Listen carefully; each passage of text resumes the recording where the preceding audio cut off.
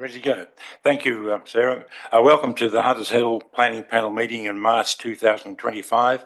I have with me today panel members, and I'm the chairman. My name is Charles Hill. I'm the chairman of the panel today.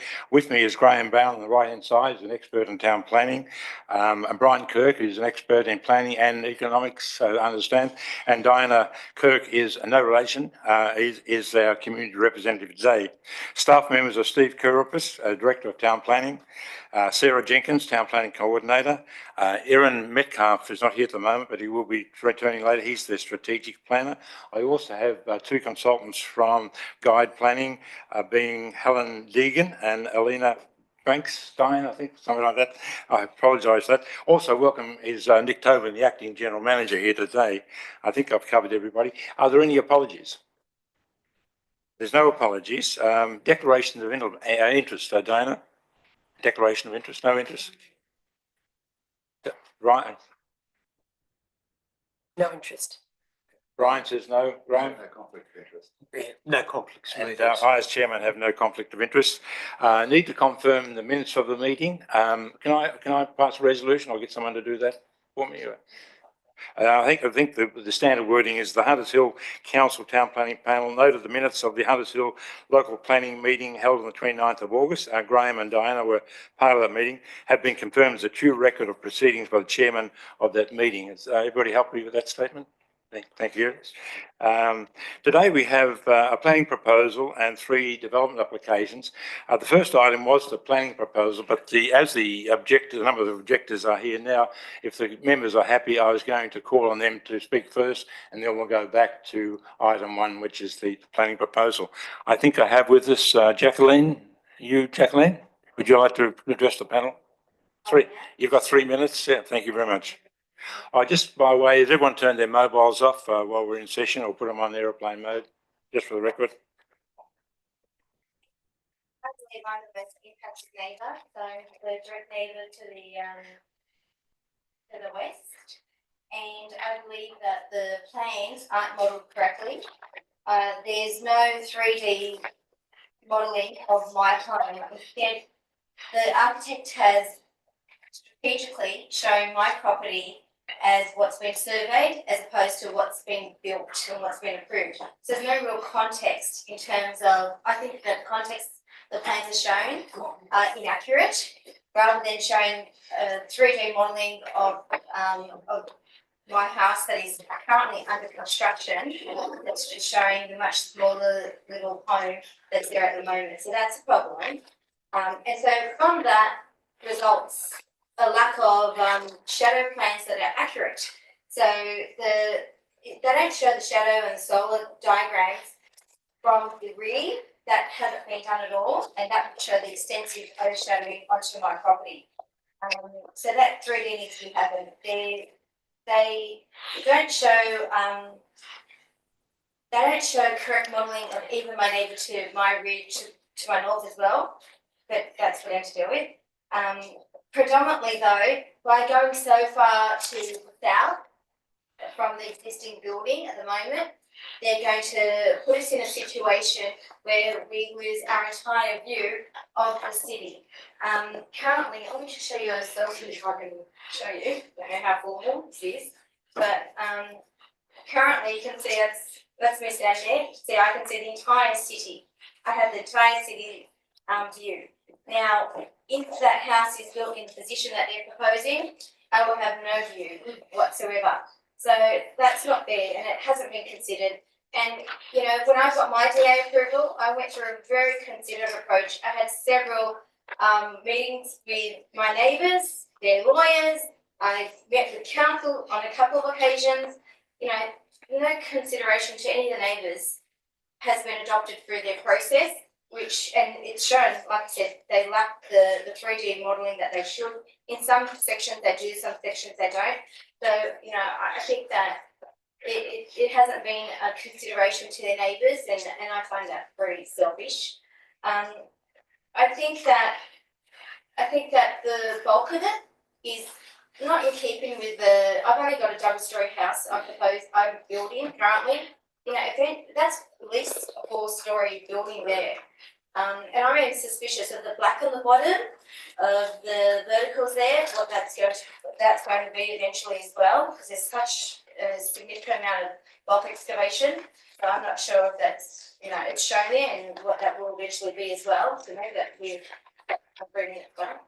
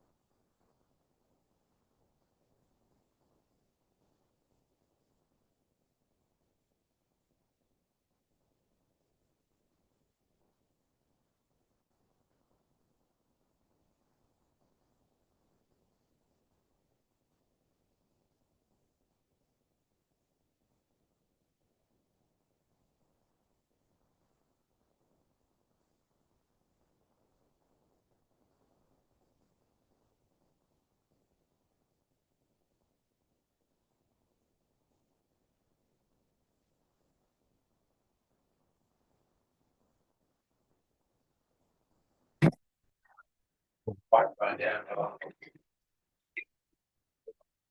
Lovely. Thank you, guys. Yeah, just to, I suppose, building off where we've just come from with Kieran and explain Guide's role. Myself and Alina and a number of members of our team have been working on the project.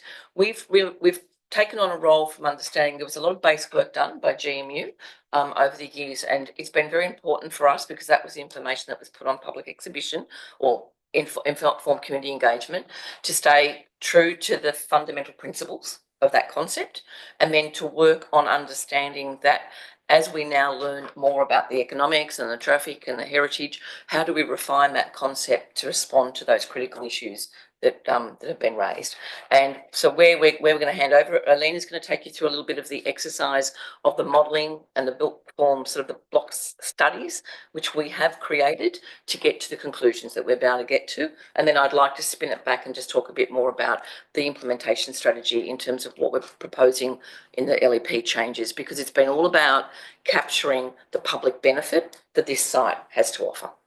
Just to add to that, and Karen touched upon it, the fundamental concepts and principles, how this started was the consultation that came out in the 23 was basically people in the community wanted a shopping place to go. They wanted a clean and vibrant place. They also wanted open space, and they were happy to see something. They wanted something to happen. So, and then the planning side of things was the smaller footprint, open space and taller buildings. And that was option one. And that was the critical principle approach for this project. Yep, which we've now built upon to inform where we're up to. Yes. This first slide here is a very brief summary. This document, which can you hear me? Yes. I understand this document was provided to the panel as part of the agenda, and it was produced as a process package, if you like. So since then, there's a detailed master plan report that expands on a lot of these issues. But this slide indicates some of the topics we've examined in the urban design analysis. So that's been updated since the 2021 work. The next, sorry, I'm in charge of the slides.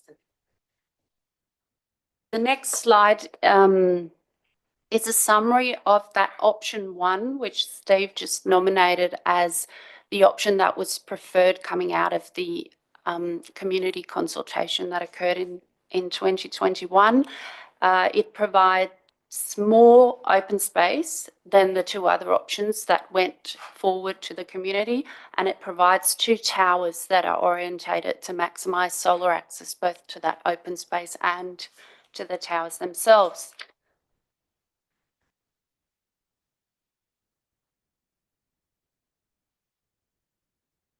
There were a set of design principles that were put on exhibition in 2021. They've been slightly tweaked, but really the current scheme that sits supporting Council's planning proposal adheres to all the principles that were put forward in 2021, but they've been expanded. For example, if the panel can see that on the left-hand side, there's a dot point that refers to considering the low to mid-rise housing reforms that may change the future development scale within the areas to the east. So there are topics like that have informed these refinements to the original principles.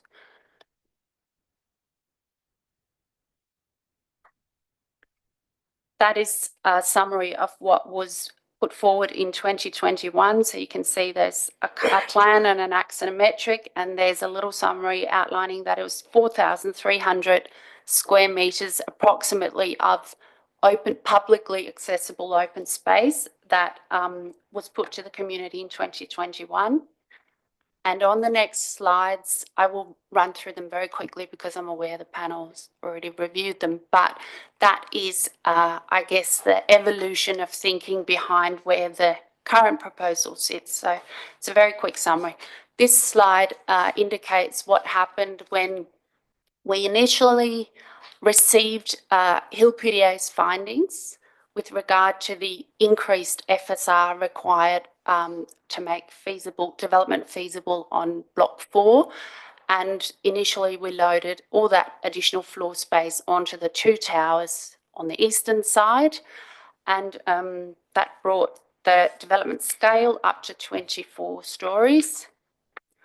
In consultation with council, we kept testing because that was considered an unacceptable height to introduce to this community currently. So the next strategy, which we've nominated here, strategy number 2, distributes more floor space on the western side of the site, and it introduces a 12-story scale at the rear of the Victoria Road properties, whereas the original scheme from 2021 had 10 stories introduced in that location, and it increases the height of that little bubble-shaped built form at the southern end from 2 stories to 4 stories. It's all the areas in yellow that represent the additional massing, if you like, so yellow and orange on this slide. Here we brought, for this option, we brought the tower scale to 21 stories, and that was largely, so if I may just jump quickly back, that was largely because the previous option sought to expand the building footprints, and further testing revealed that we did have challenges for some of those floor plates to accommodate residential uses. We struggled, they were simply too deep. So that's why we, again in consultation with council staff, explored alternative options to increase the height of the towers. Maybe just noting at all times you'll see the public accessible open space number. So that was the other number that was really important to us as we were doing that testing. That's right, and that was really the balance between the two that was important. Now, go back to one. Sorry? 4, 3, yes. 4. The fourth preferred. Yes, so this one's nominated preferred massing strategy, and it's strategy number 4. And the biggest change, I guess, with this strategy is that it's replaced, or I guess allocated some of the height that was initially placed onto the towers to the east onto the bubble-shaped footprint at the southern end of the site, noting that's where there's already a similar scale on the southern side of Cowell Street. And it's again just tweaked some of the secondary setbacks, etc., to try and accommodate the floor space required. And the open space provided by this option is close to 4,000 square metres.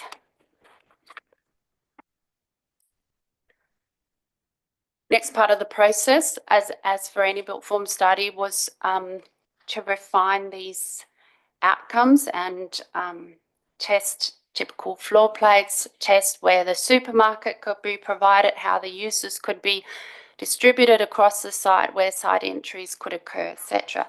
And again, it was testing those outcomes, but on the basis that we were attempting to stay true to the 2021 work as much as possible.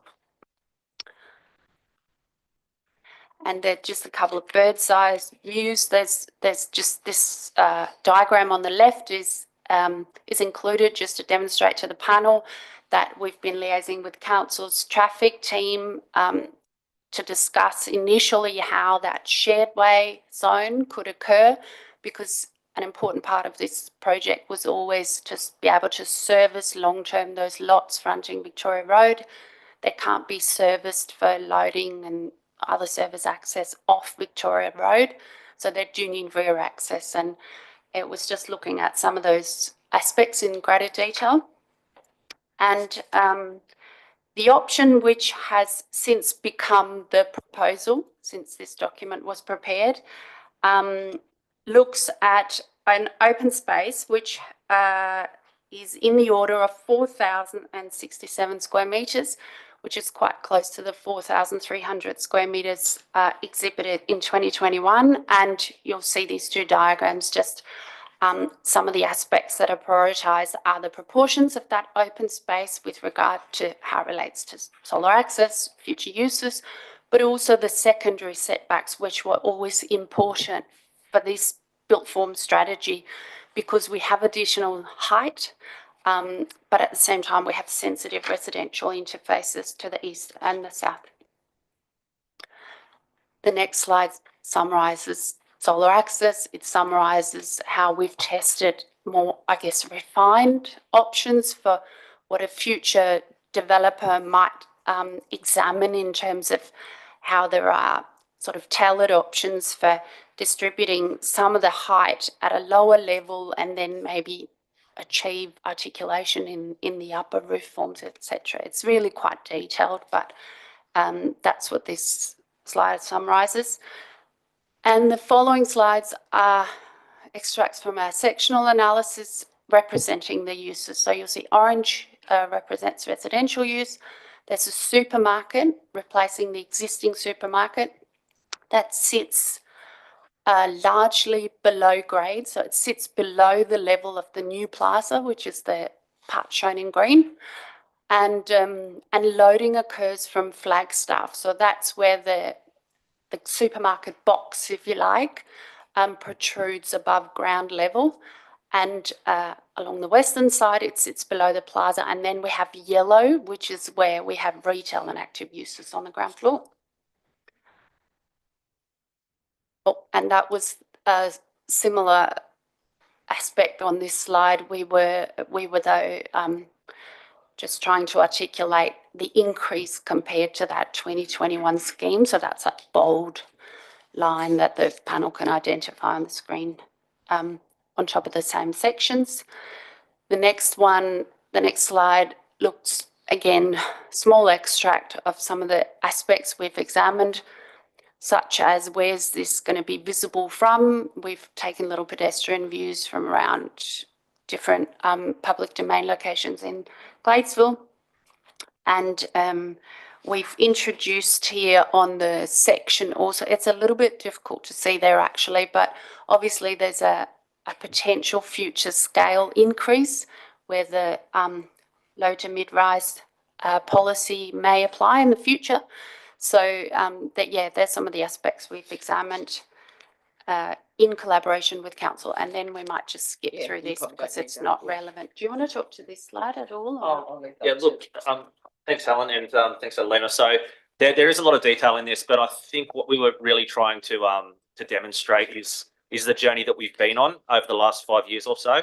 The original scope that council put together for Guide was around taking the initial block studies and moving them to the next level of refinement. We were challenged by significant circumstances that have occurred over the past few years in relation to economy, in relation to the housing crisis. There were challenges that weren't foreseeable that we did need to address, and we were directed obviously to address those as well by the state government. So there was a significant challenge in that. So for us, it's been about the journey from a floor space ratio of 3 to 1 and effectively enacting that.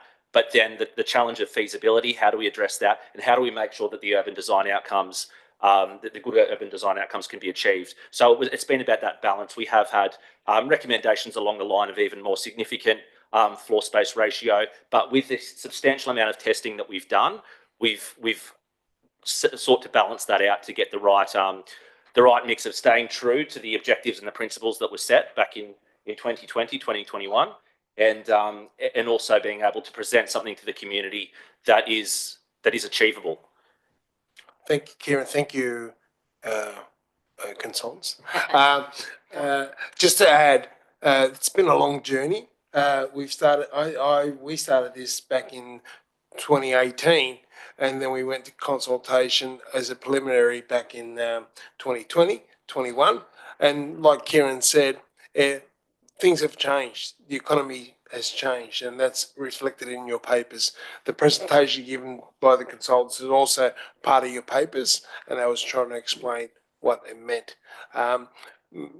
Mr. Chair and panel members, today is the formal beginning of this proposal to inform the council and Department of Planning with regard to altering the floor space ratio and height to give certainty and give probability to something to be developed up there and moved on.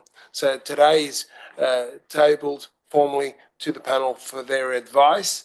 Following your advice, that will go to a council meeting end of April to get a resolution from council to go to the gateway, which is the next stage, gateway to the Department of Planning for them to allow us to go on exhibition, and then we'll take from there. This is only a draft proposal at this stage, and that's where we are today. If I may, if it's okay, I just wanted to point out, because obviously, you know, we're all planners in the room, or majority of planners here, and it's part of that process. We were very keen to ensure that the outcome that we've created can be delivered on site, but we also didn't want it to make it overly prescriptive, that it didn't allow for a little bit of design and flair that might come along from a landowner. So the implementation strategy has been about identifying Block 4 as a key site and encouraging amalgamation of that site to then receive the bonus of the height and the FSR.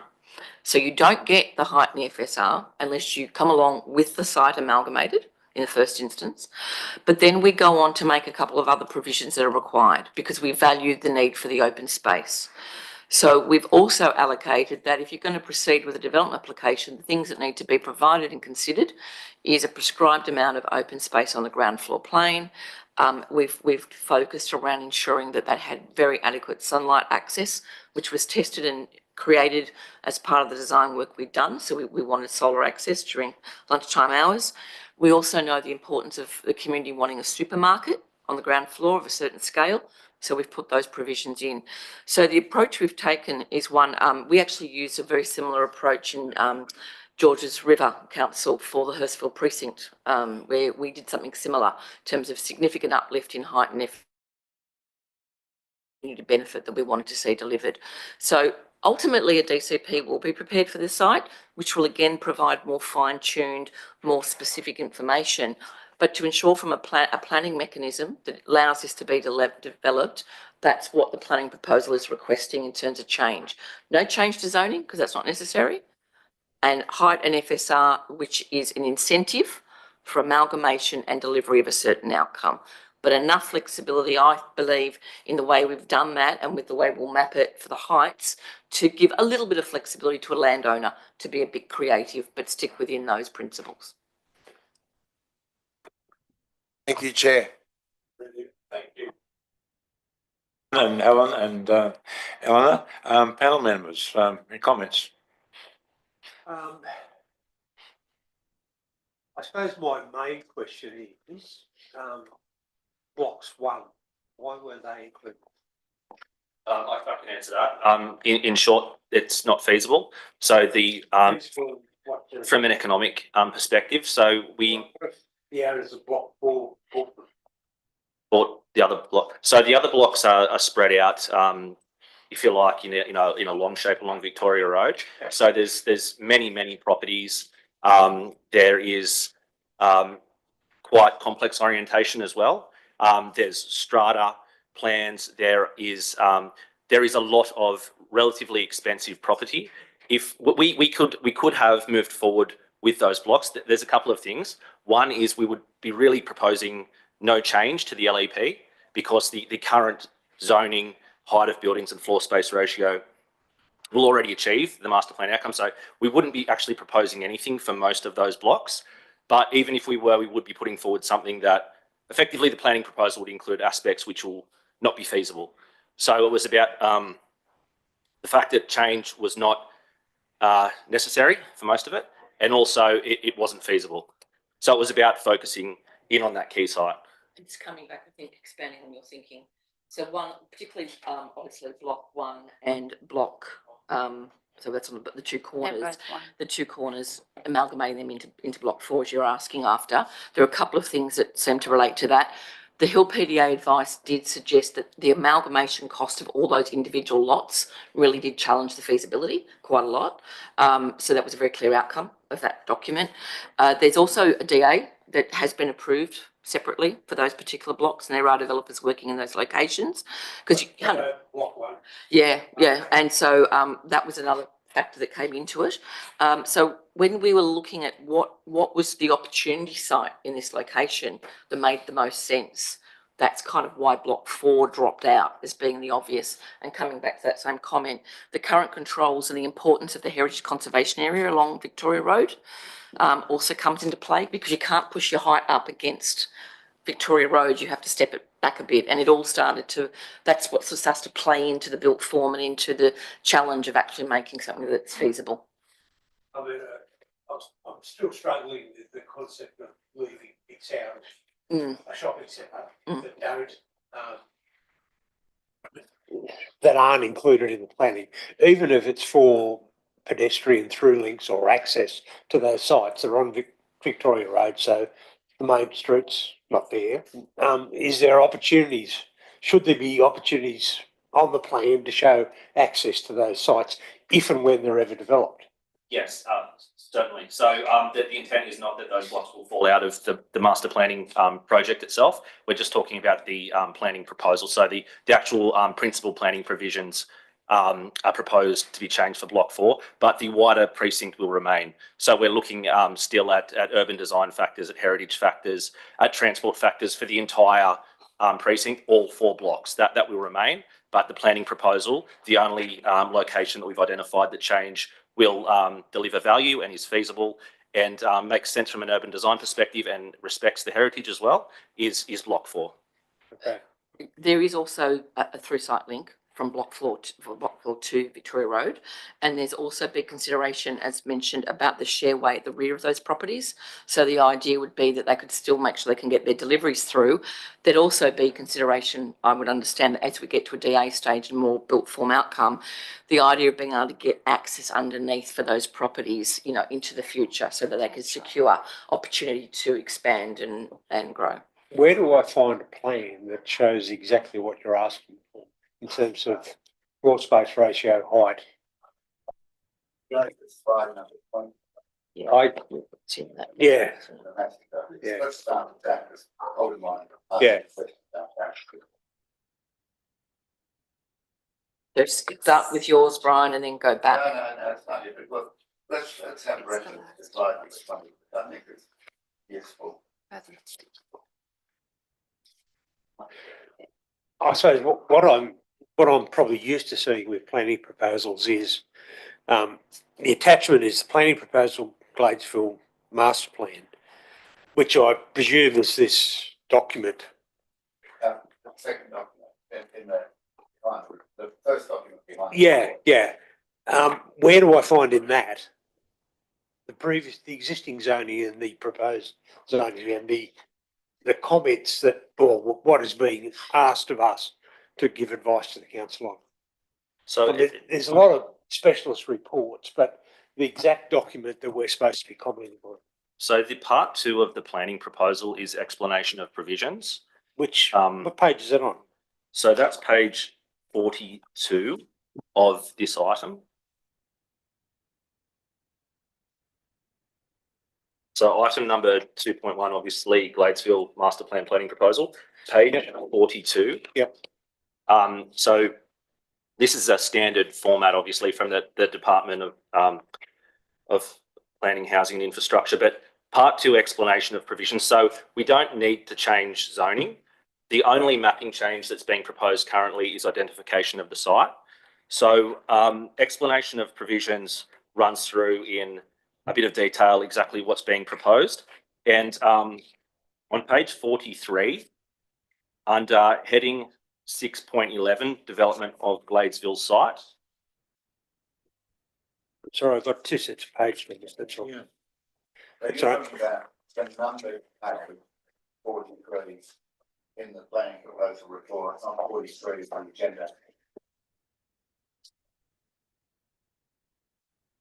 So item 2.1, attachment 1, page 40. So yeah, it's page 14 of the planning proposal.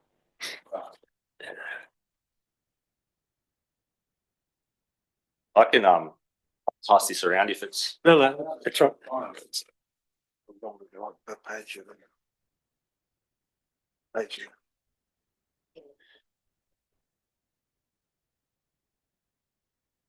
I see the planning proposal, it's got two different pages on it. Yeah, the bottom page is 43 of the overall report, but the plan proposal document, page 14. Right, and Okay. the heading is, It's the heading is it's a bold heading. It's 6.11 Yeah. development of Gladesville site.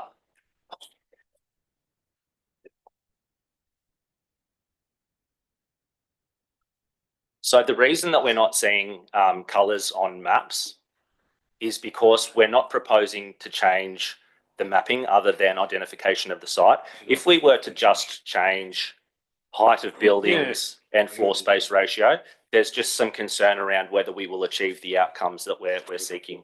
And if it helps, if you go into the master plan document, which is also your attachment in there, and you go to the end of that document, it's almost the second last few pages, you'll see the map for the key site. Yep. And you'll see an extract, which is the planning control that we're proposing. So it's actually a new clause 6.11 rather than Yeah. the mapping changes. I've got that. Can I ask a question on this one? Yeah, please. So, let's work through this a bit, on the 6.11. How does this, how does 6.11 give that? 6.11 being development of labour. Okay, so if we go through, let's go through them, right? Yeah. As it's a development standard, put into the LEP. Yeah. And it says the whole idea of this standard is to facilitate the development of the Gladesville site into residential, retail and public open space. So that's our objective of that clause. The clause then gets identified as being impacting that site, the key site, which is the boundary of that. Then it says the development may exceed the maximum permissible height. So what the maximum permissible height is right now, to an overall maximum of 70 metres. But there's a but clause. Yeah. And then it also says that the development on this site can exceed the floor space to a maximum of 4.1. So it's saying there's your maximums, you can do that. But to get that, we say to you, you must achieve a site area of 13,500 square metres, which is effectively that outlined space that we've seen, okay? Yeah. So we know that that's what the base of the site is, and that will get you these numbers. And then we say that no matter what we say about 70 metres, you can't exceed 42 metres within a 60 metres of Victoria Road. So that gives you, that map is back up. So that alludes to these buildings here, right? We don't want those buildings going too high because we've got the heritage considerations. So we're prescribing a height limit on those front ones, and that's the first control. How are you? No, that's right. Yeah. So then we're saying, then the next bit is that the built form, any built form over 28 metres, so any building in that zone has to have a maximum floor plate of 750 square metres. That's a control of footprint for scale of building and to create the space in the open floor plane and to make it the podium. solar corridor And between the two two, buildings. so it's not one long form. Okay, then we go and public open. You have to provide public open space adjoining Massey Street, so the one on the north, and we want that public open space needs to have a minimum area of 950 square metres. So we've thought about the footprint. We're trying not to draw it on a plan. We're trying to describe it. That open space must receive 70% of direct sunlight between 11 and 2 in midwinter. So that's going to control the built form that's sitting behind it and creates an outcome that's similar to what we're seeing on the screen. And it has to be provided at grade. The open space can't be up in the air. We want it on the ground. Right. So keep on going. It's well thought out on purpose. If we have a blanket zone, the whole, assuming you can have 20 odd stories blank. Oh, appreciate that. That's what we're trying to specify specifically how it can work. That's the intent. So then the next but, because there's lots of buts, is that the centrally located open space has, so this is the second open space that we want, because remember, we've got to get up to the 3,938. Is a minimum of 800 square metres, so that's the next bit of open space. We also control the sunlight access to that, which again reflects what we know the sunlight can do with a built form outcome similar to what's on the screen, and we also want that provided at grade. To add to that, that's the LEP change. Then you have the development control, which provides these sketches or Yes. guidance to help resolve and to speak to the LEP. That's the intent. So there's two more provisions to There's talk two more through. I provisions. want to keep going because it is Sorry. very worth Sorry. understanding. No, you're right.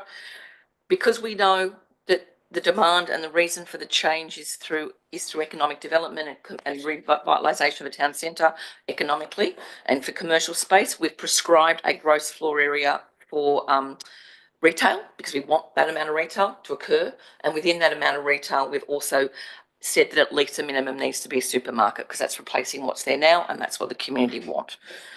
And then finally, because we're not changing the zone, an RFB is permissible all over this site. So we don't want to see them suddenly just dropping RFBs at the ground floor plane and not provide retail. So we've just put in an example to say we don't want RFBs in the middle of the plaza, but we also would expect that maybe along Flagstaff Street, the back, which has a relation to the existing residential area, that should have RFBs. So that's what that last provision is trying to do. Oh, sorry. No, you go. So, one way to go. So what we have Mm. in planning is we have development standards. Yeah. Now, in North Sydney, you've got development standards, and which the department won't go for anymore. Clauses that say you can't use a 4.6 for this development standard. Can't do that now, so you'll have development standards, written as development standards that can't act as prohibitions. No, but they can be varied. We don't have a problem with them being varied. Okay. So I think the other issue there is it's about we wouldn't want this to be so prescriptive. Yeah, that you can't flex it a little bit, and we would hope that this, along with the master plan, along with the DCP, could create that guidance. Yeah. And going back to, it's going to be we don't want a blanket zone with respect, because the blanket zone, off we go, 25 stories everywhere. You know what I mean? So we want to be prescriptive. No, you want to create different built form zones, if you like. Commercial activity and open space. That's the important part. And we felt that this approach gives it more weight than a DCP, because it really gives us an outcome in a certain way. And yeah, that flexibility of using clause 4, we would expect that clause 4.6 could be used, because it might need to be interpreted slightly differently. It might not need. And it might not need. We don't know. A skillful architect might achieve a better outcome. No, not a better outcome. Another good outcome. The foundation of this, is that you want the site developed as a whole. Yes. So therefore, looking at subclause 5A. Yes. Only suggestion I've had is having regard to Agostino and General Court of Appeal decision from 2010 on development standards and prohibition. You want that as an attribute of the site. Does that get solved by making that being approximately the site? Well, you've got the site area 13,500, so that's an attribute of the land. So then it would be prohibition.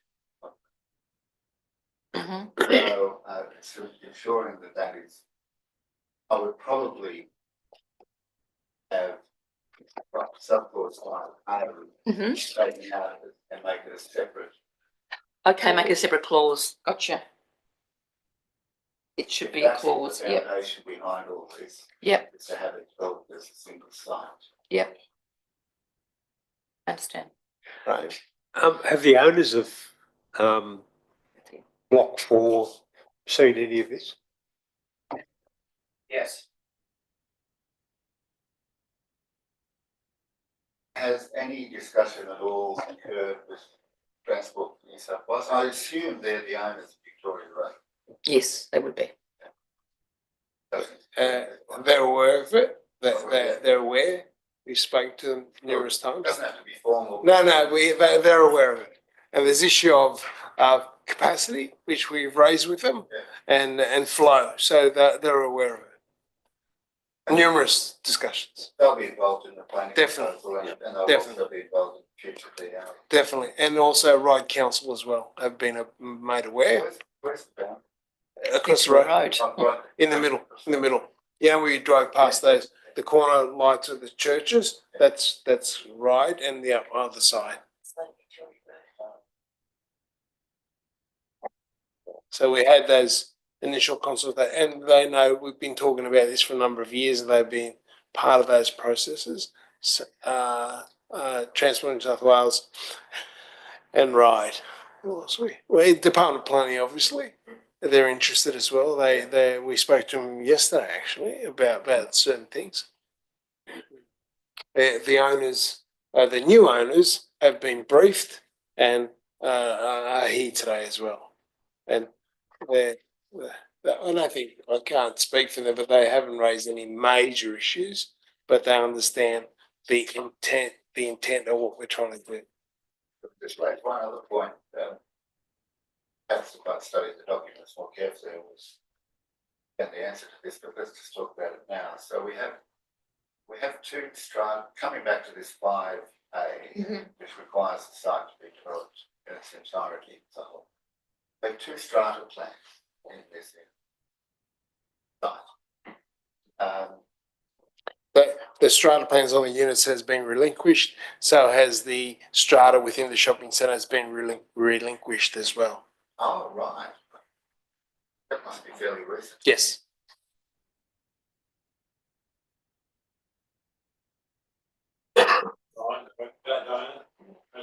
No. Shopping centre, at least once or twice a week. I'm very keen to see some change. I'm very keen to see some change up there, so. Pull the microphone down, so. Yeah. I'll say it again, sorry.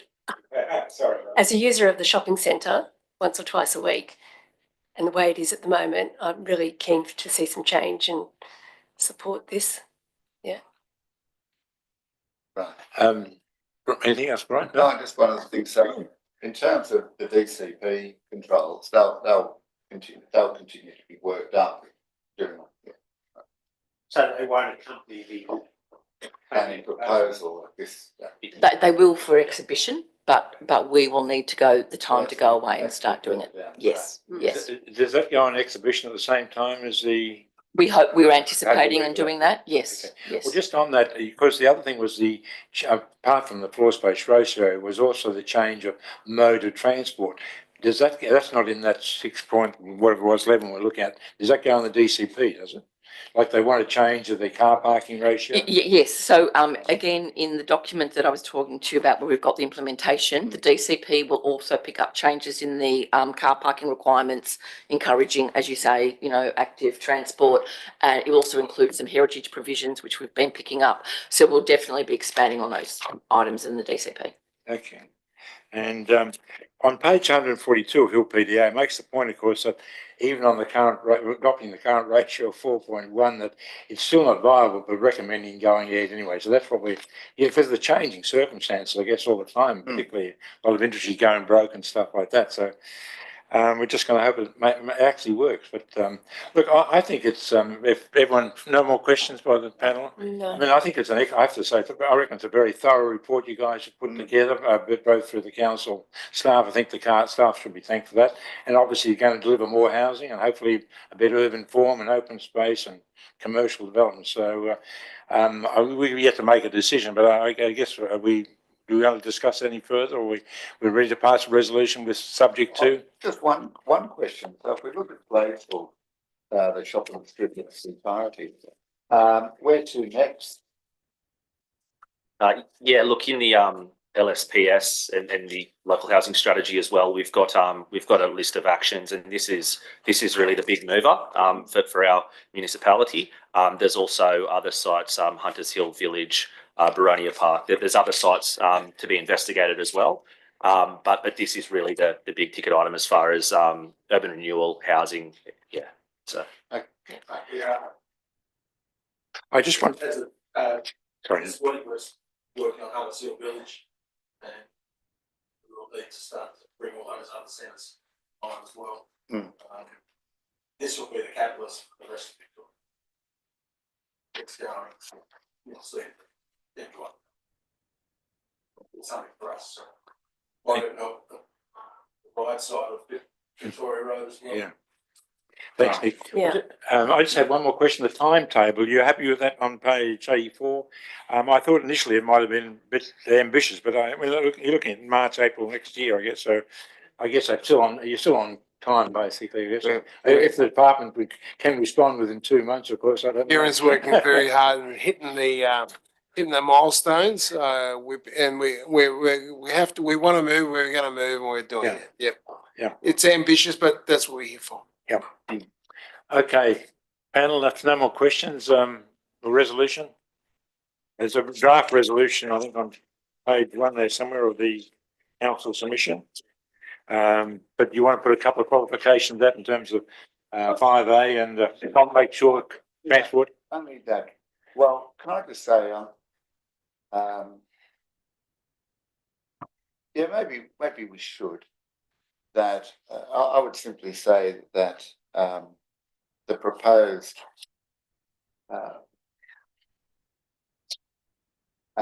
clause 6.11 open brackets 5 close brackets open brackets little a close brackets should be a separate subclause, and the wording, and if it is council's intention that the site must be developed as a whole, then consideration be given to strengthen the wording, and I'd leave it at that. I just said we could even maybe look at get some legal advice. Yeah, I was going to say just to make sure it's achieving that out. Yeah. I just thought, we want something to happen there. Yeah. And so we don't want a situation where we don't have some flexibility because got 2 or 3 landowners on it. Fine, Nick, but I've just suggested that if that's the council's intention, Yeah, you consider, because we're providing advice. No, it's okay. I just know what we've been dealing with. Yeah. Basically, context is the landowner for predominantly majority of Block 4. There are some properties on Victoria Road there that we do not own that are part of Block 4 that have posed issues. So I just want to flag that. Okay. Well, it's just a suggestion to the council. Everybody happy? Members happy with that amendment to Brian's report? Yes. Do you want to say anything about making sure you consultate with Transport New South Wales, or No, that'll happen anyway? That's just a matter of It's course. Okay. The resolution is in the papers on page 1 of the council's report, plus the amendment suggested by Brian. Can I add? I think that I'm a little concerned that one part of the centre is being looked at, but the rest of them are, for whatever reason, are not part of this progression of improvement. I don't want to see the rest of Gladesville fall by the way. No, I understand. Well, we're providing advice to the elected council on this, so you can list a concern. We can do that. We can preface the statement. Well, maybe it should say yours are 2 and 3 of the points 2 and point 3, point 4. The continued consideration for inclusion of the inclusion. The inclusion of blocks 1, 2 and 3 should continue. can be designed to form part of the adopted strategy for Block 4. And the reason that you say that, you need to put that in Uh, to ensure that, there's The- Continued viability of this. yeah, the whole centre, yeah. coherent investigation. You got all that, Sarah? No, Okay. Oh, I The- got that one. the Gladesville Shopping Centre. Yeah, thanks, Rob. Okay, you happy with all that, Diane? Yes. Okay, we've got the resolution the council had put in the paper, Brian's amendment and prefaced by, we put yours as a preface to the resolution that Oh, just make it another we point. support. Another point Yeah. that we had these blocks, don't forget blocks 1, 2 and 3. Yeah. Members happy with that Yeah. draft Yes. resolution? Yeah. We'll get the wording later and we'll Yeah. find. Thank you. Okay, thank you, members, for that, Madam.